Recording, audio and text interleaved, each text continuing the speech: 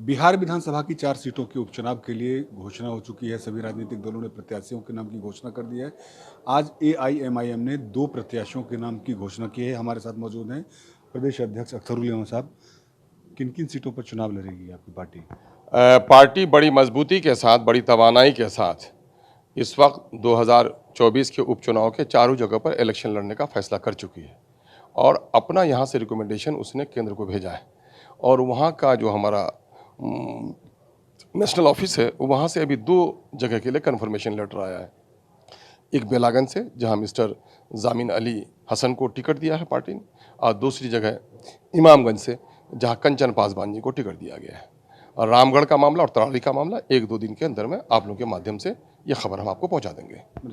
अभी तो by election की तैयारी हो रही है। अभी अगले साल विधानसभा के चुनाव की तैयारी है। 25 के चुनाव में कैसी तैयारी रहेगी आपकी? पूरी मजबूती के साथ हमने 2015 से जो सफ़र शुरू किया है, हम 1-2 कदम आगे बढ़ रहे हैं। आप लोगों ने पिछले दिनों में देखा था कि हम लोग सीमित थे सीमांचल में, सीमांचल से निकलकर मगध में भी पहुंच गए हैं, चंपारण में भी पहुंच गए हैं। पार्लियामेंट का इलेक्शन लड़ना है तो तमाम तर जातीय समीकरण का भी हम लोगों ने ख्याल रखा। दलितों को भी टिकट दिया, माइनॉरिटी को भी टिकट दिया, अगड़ी जाति के लोगों को भी टिकट दिया है। तो हम लोगों ने तो सारे लोगों को साथ लेकर चलने का हम लोगों का अपना तरीका है, उस पर हम लोग आगे बढ़ रहे हैं। लेकिन जिस तरीके से पिछले विधानसभा चुनाव में आप लोगों को सफलता हासिल हुई थी, 4 विधायक पार्टी छोड़ करके चले गए, फिर से संगठन को मजबूत करना कितनी बड़ी चुनौती है? उसके बाद ज़्यादा मजबूती के साथ, घायल चीता ज़्यादा गुस्सावर होता है, ज़्यादा ताकतवर होता है। इन लोगों ने हम लोग को चुनौती दी है, हमारे पड़पंख तोड़ने की कोशिश इन लोगों ने की है। और किन लोगों ने की है? जो लोग अपने आप को दलितों का, पिछड़ों का और माइनॉरिटी के लोगों का मसीहा बताते हैं। वो लालू जी जो कह रहे थे कि दलितों आगे बढ़ो, अकलियत के लोग आगे बढ़ो, तुम्हारा लीडर क्यों नहीं है? जब हमारा लीडर पैदा हुआ तो इन लोगों को सबसे ज़्यादा बेचैनी हुई। तो इसके माने ये धोखे के जुमले थे उनके। यकीनन है लालू जी ने पिछले दिनों जो काम किया है मैं उसकी सराहना करता हूं, उनके साथ काम करने का अवसर मिला है। लेकिन लालू जी की बागडोर इस वक्त पार्टी में ढीली हो गई है और इस वक्त तेजस्वी जी, अब माई समीकरण इसके सामने में नहीं रहा। ये A to Z का लीडर अपने आप को कहते हैं, लेकिन मेरा पूरा विश्लेषण है उनकी पूरी कार्रवाई असेंबली की, बाहर की, सत्ता में आने के बाद की, और बिहार में जो अकलियतों पर मामलात हो रहे हैं उस पर उसकी ज़बानबंदी की। इसकी बुनियाद पर हम लोग ये महसूस करने लगे हैं कि वो A to Z -M की पार्टी है। माइनॉरिटी के मामले से उनको कोई ताल्लुक नहीं है। बिहार के सीमांचल में जाकर उसने चीख कर कहा था मेरी सरकार बन जाएगी तो मैं सीमांचल डेवलपमेंट काउंसिल बनाऊंगा। सीमांचल को ज़रूरत भी है, क्योंकि सारे आंकड़े डेटा कह रहे हैं कि सीमांचल के लोग अनपढ़ हैं, बेरोज़गार हैं, गरीब हैं, बीमार हैं, उस क्षेत्र में इंफ्रास्ट्रक्चर ठीक नहीं है। लेकिन 17 दिन रहे, 17 महीना हो रहे, एक बार उनको जाने की तौफीक भी नहीं हुई और एक बात कभी सीमांचल के मुंह से, उसकी ज़बान से निकली भी नहीं। ये लोग सत्ता के प्रेमी हैं, जनता के हितैषी नहीं है। इनके खिलाफ मजबूत लड़ाई लड़ी पार्टी लड़ेगी। लेकिन आरजेडी तो कहती है कि आप लोग बीजेपी की भी टीम है। किसी आवारा के जुमले का हम परवाह नहीं करते। ये कौन लोग कहते हैं? मैं आरजेडी का नाम न भी लें तो मैं कहता हूँ ये उन बेईमानों के जुमले हैं जिन लोगों ने माइनॉरिटी का वोट लिया, माइनॉरिटी के गर्दन पर पांव रखकर सर पर ताज रखा आपने। ये वही लोग हैं। बात आगे बढ़ेगी तो दूर तलक जाएगी। भागलपुर के फसादियों के गले पे माला डालने वाले माइनॉरिटी के हितैषी नहीं हो सकते, है ना? ये और बात है, बड़े दुश्मन के मुकाबले में आदमी छोटे दुश्मन से दोस्ती कर लेता है, इसका हरगिज मतलब नहीं है कि मुस्लिम वोट किसी का बंधुआ गुलाम है ना? इन लोगों ने दलितों, और सबसे बड़ी बात यह है कि आप लोग तो पढ़े लिखे पत्रकार हैं, नीतीश जी ने गलती से एक काम किया है और उसने जाति आधारित गणना कराई है, और उसकी जो रिपोर्ट है, उसका पैथोलॉजिकल रिपोर्ट आप देख लीजिए कि सबसे ज़्यादा नुकसान अगर किसी का हुआ है तो मुस्लिम माइनॉरिटी का हुआ है। जो 18% आबादी है, नौकरी में जिसकी आबादी 3,68,000 होती है, उसको 1,63,000 नौकरी देकर 1,95,000 नौकरी से वंचित रखा है लास्ट 30 ईयर्स में, जिसमें राजद की, कांग्रेस की, जदयू की, भाजपा की, सबकी हुकूमत रही है।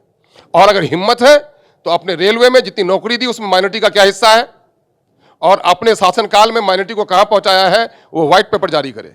नीतीश जी जो टोपी पहन करके दौड़ के कहते हैं मज़ारों पे चादर चढ़ाते हैं, इसने गरीब बेवाओं की कितनी चादर खींची है, मुसलमानों के मसाइल पर कितनी चादर इसने छुपा के रखा है उस गम को, इसका जवाब देंगे ये लोग। तो ये सभी लोग माइनॉरिटी को और दलितों को ठगने का काम किया है। दलितों की 1,11,000 नौकरी ये लोग छिपा गए हैं, और जिनकी नौकरी होनी चाहिए थी 3, उनको इसने 9 दिया है, और जिनकी नौकरी 9 होनी चाहिए थी उनको 3 दिया है इन लोगों ने। ये लोग मुंह बजाएंगे। बिहार की जनता, बिहार की नई पढ़ी लिखी आबादी है, ये आंखें खोलकर सब कुछ देख रही है। प्रशांत किशोर भी अल्पसंख्यकों की बात कर रहे हैं कि जिसकी जितनी हिस्से भागीदारी है उसी हिसाब से वो टिकट देंगे। तो कितनी चुनौती मानते हैं, क्योंकि आप लोगों का जो बेस वोट बैंक है उसमें प्रशांत किशोर सेंध लगाने की कोशिश कर रहे हैं। अब मैं प्रशांत किशोर जी, अभी नई नई पार्टी उनकी आई है ना। डायरेक्टर बनना अलग काम है, हीरो का रोल अदा करना अलग काम है ना। तो पहले तक तो वो डायरेक्टर थे, अब हीरो बनकर आए हैं। अभी उनके बारे में कुछ भी कहना मुश्किल हमारे लिए है और मैं कहना मुनासिब ही नहीं समझता। लेकिन हाँ, जो लोग भी राजनीतिक बिरयानी पकाना चाहते हैं, तेजपात के तौर पर मुसलमानों का इस्तेमाल ज़रूर करते हैं। बिरयानी पक जाती है तो तेजपात अलग कर दिए जाते हैं। अब न जाने इनकी बिरयानी में क्या हाल होगा, या वक्त बताएगा। अगले विधानसभा चुनाव में 2025 में जो होने वाला है उसमें पार्टी कितनी सीटों पर चुनाव लड़ सकती है, कितनी पर तैयारी हो रही है? क्योंकि पहले आप लोग सिर्फ सीमांचल को फोकस करते थे, अब आप पार्टी के विस्तार की बात कर रहे हैं।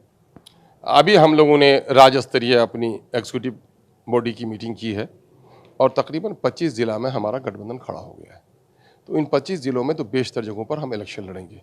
अभी गिनती बताना हमारे लिए मुश्किल है, चूँकि हम अकेले चले के राह पर हैं। लेकिन लास्ट 2020 में हमारा ग्रैंड अलायंस बना था और हम उम्मीद करते हैं, कुछ लोगों से हमारी बात चल रही है, 2025 में बिहार में तीसरा विकल्प बनने के लिए हम कोई अलायंस बनाने में कामयाब होंगे।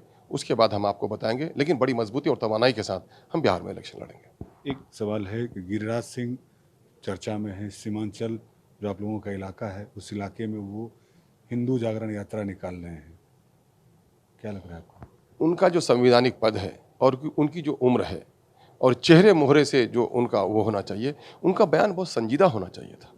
लेकिन केंद्र में बैठा हुआ एक मंत्री जो पिछले दिनों में ग्रामीण विकास का मंत्री रहा, आज टेक्सटाइल मिनिस्टर है, वो बताए बिहार में अगर काम उसने किया है किसी के लिए तो बताए कि उसने क्या किया है बिहार के गरीबों के लिए, बिहार के ग्रामीण क्षेत्रों के लिए, टेक्सटाइल के क्षेत्र में क्या काम किया है ना।